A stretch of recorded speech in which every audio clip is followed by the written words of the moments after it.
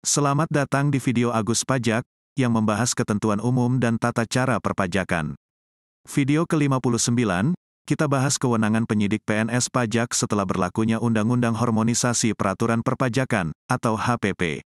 Dengan kewenangan yang baru, penyidik pajak dapat merampas semua harta wajib pajak sesuai dengan tingkat, atau besarnya kerugian pada pendapatan negara.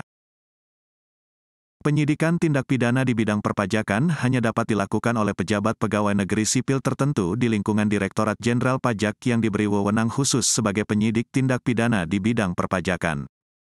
Penyidik tindak pidana di bidang perpajakan sudah pasti sudah mendapatkan pendidikan penyidikan, dan sudah diangkat sebagai penyidik tindak pidana di bidang perpajakan oleh Kementerian Hukum dan HAM. Penyidikan tindak pidana di bidang perpajakan dilaksanakan menurut ketentuan yang diatur dalam Undang-Undang Hukum Acara Pidana yang berlaku. Kewenangan penyidik pajak diatur di Pasal 44, atau 2, Undang-Undang KUP, yaitu, pertama, menerima, mencari, mengumpulkan, dan meneliti keterangan atau laporan berkenaan dengan tindak pidana di bidang perpajakan agar keterangan atau laporan tersebut menjadi lebih lengkap dan jelas. Kedua, meneliti, mencari, dan mengumpulkan keterangan mengenai orang pribadi atau badan tentang kebenaran perbuatan yang dilakukan sehubungan dengan tindak pidana di bidang perpajakan. Ketiga, meminta keterangan dan bahan bukti dari orang pribadi atau badan sehubungan dengan tindak pidana di bidang perpajakan. Keempat, memeriksa buku, catatan, dan dokumen lain berkenaan dengan tindak pidana di bidang perpajakan.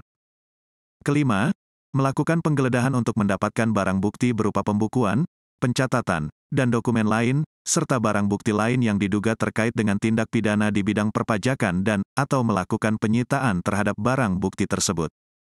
Keenam, meminta bantuan tenaga ahli dalam rangka pelaksanaan tugas penyidikan tindak pidana di bidang perpajakan. Ketujuh, menyuruh berhenti atau melarang seseorang meninggalkan ruangan atau tempat pada saat pemeriksaan sedang berlangsung dan memeriksa identitas orang, benda, atau dokumen yang dibawa. Kedelapan, memotret seseorang yang berkaitan dengan tindak pidana di bidang perpajakan. Kesembilan, memanggil orang untuk didengar keterangannya dan diperiksa sebagai tersangka atau saksi. Kesepuluh, melakukan pemblokiran harta kekayaan milik tersangka sesuai dengan ketentuan peraturan perundang-undangan atau penyitaan harta kekayaan milik tersangka sesuai dengan undang-undang yang mengatur mengenai hukum acara pidana, termasuk tetapi tidak terbatas dengan adanya izin Ketua Pengadilan Negeri setempat. Kesebelas, menghentikan penyidikan atau. Kedua-belas, melakukan tindakan lain yang perlu untuk kelancaran penyidikan tindak pidana di bidang perpajakan menurut ketentuan peraturan perundang-undangan. Perhatikan kewenangan yang ke-10 ini. Sekarang penyidik pajak dapat melakukan blokir semua rekening bank tersangka, dan melakukan penyitaan harta kekayaan tersangka, tidak terbatas pada rekening bank yang diblokir, tetapi semua aset tersangka sebesar nilai kerugian pada pendapatan negara yang sudah dihitung, ditambah sanksi 4 kali. Terima kasih sudah menonton video Agus Pajak. Video ini dibuat oleh Raden Agus Suparman, blogger perpajakan sejak 2007, dan PNS DJP sejak 1995 sampai 2022. Mei tahun 2023.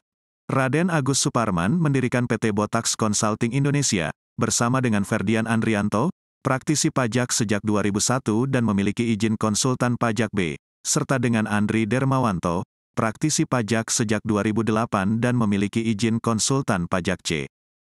Nantikan video selanjutnya. Sampai jumpa di video selanjutnya.